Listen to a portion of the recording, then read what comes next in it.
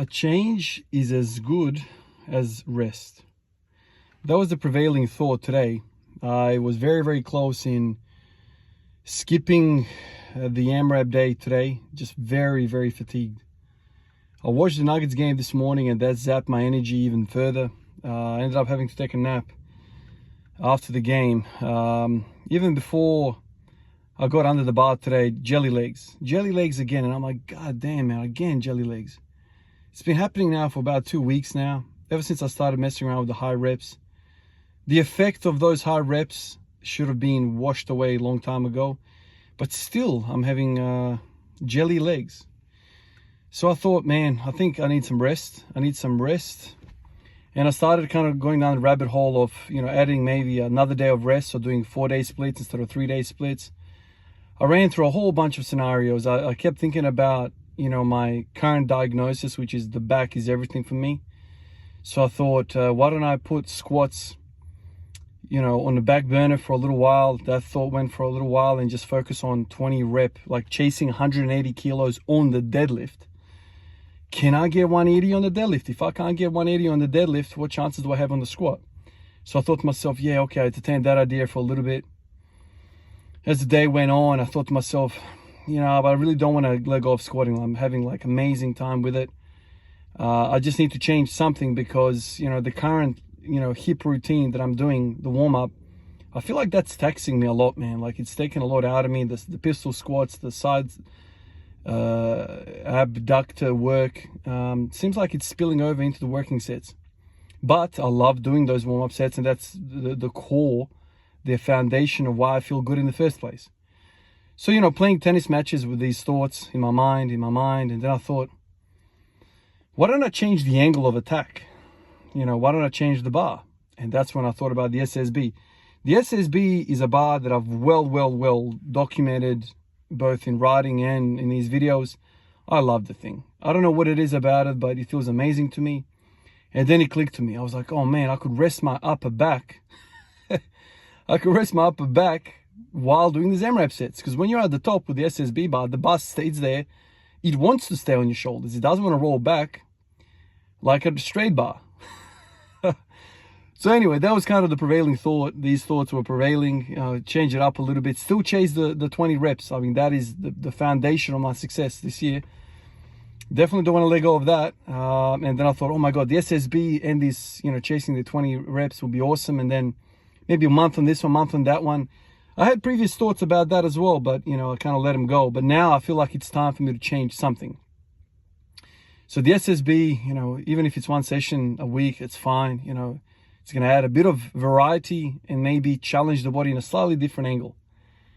So I was really optimistic about today. The weights felt really light. I got to 180, felt all good. And I got to about like 7 reps, I think it was. And I thought, damn, I thought this was supposed to easier on my upper back. Back is screaming, but in a slightly different spot. With the high bar, it's kind of like that upper trap, rear deltoid kind of like region. With the SSB, man, it's not that position. It's not that spot. It's a little bit further down, smack bang in the middle of the back, like middle erectors, like lower traps. Oh my God, I couldn't even stand there anymore at the end.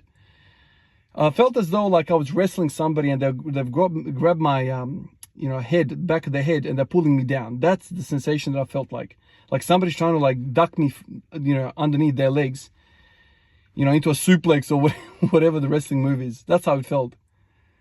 But it was, even though that sucks, and as I'm sitting here talking, I still feel it. It's just nice that it's something else for once. It's not just the freaking upper trap business.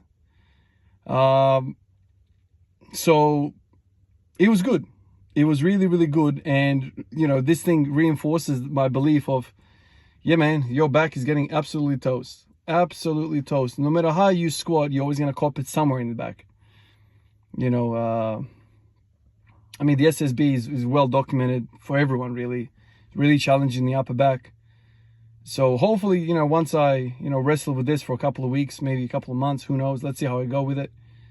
When I get to the straight bar, maybe I'll have some success. But it's obvious to me now, like, I don't know. I mean, there's lots of different ways to think about it. But, I literally feel, I don't know whether you agree with me here. but I feel that I have lots of pushing like ability through my legs.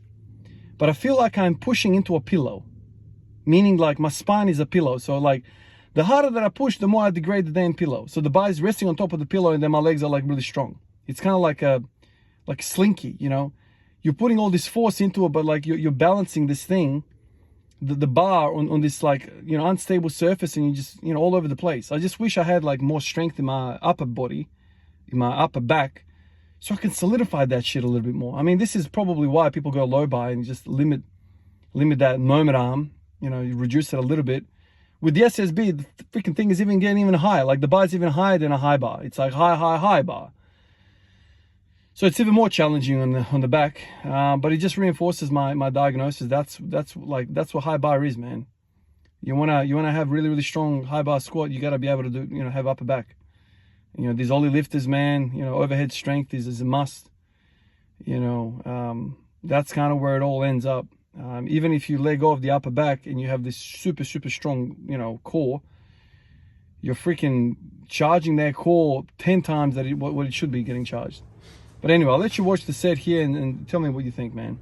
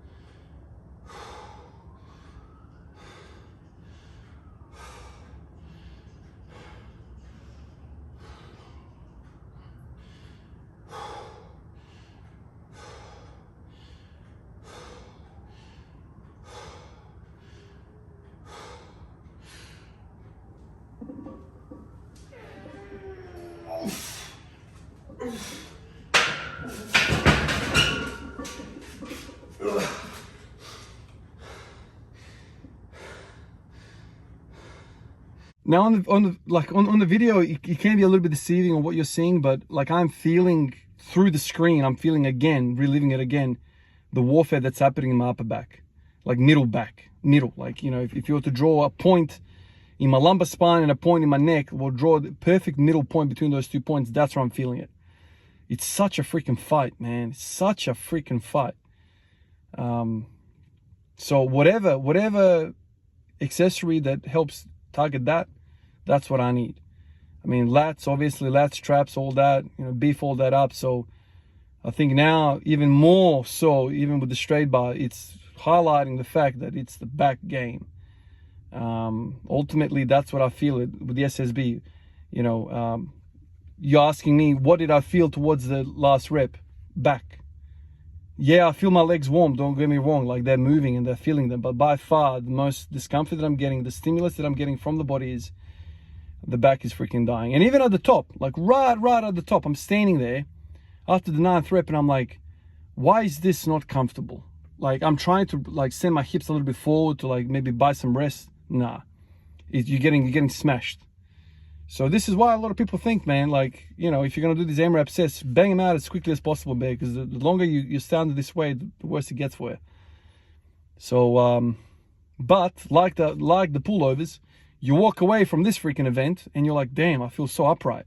My chest is out. Like, I feel like that guard that was trying to pull my head under is gone now. And I feel like, oh my God, like it's so nice being walking around without this guy trying to freaking wrestle me. Anyway, freaking love the SSB, guys. Appreciate you guys, and I'll catch you in the next one. Peace out.